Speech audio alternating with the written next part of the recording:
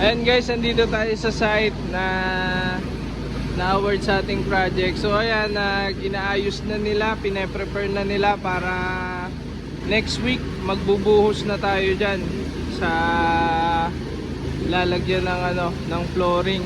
Tapos ito naman yung mga cladding guys. Maganda pa yung mga roof niya, kaya ang ginawa natin is nilinis, tinurko, tapos nire-repaint. Yan, nire-repaint natin ng epoxy na yan, na magandang klaseng epoxy yung gamit natin dyan para long lasting na siya, matibay. Yan ang mga pintor natin.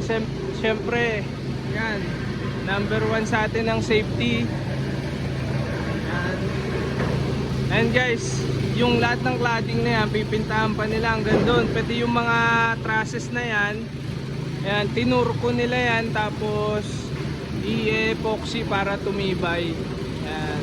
Tapos yung mga gutter dyan, yung bandang dulo, re-repairin yan eh.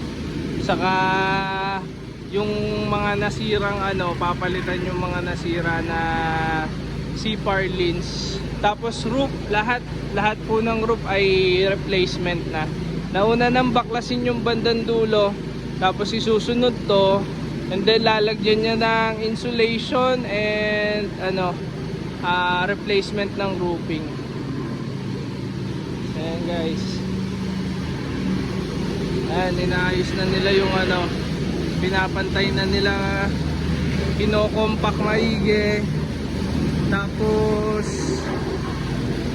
yung mga graba at saka bakal. Ayan.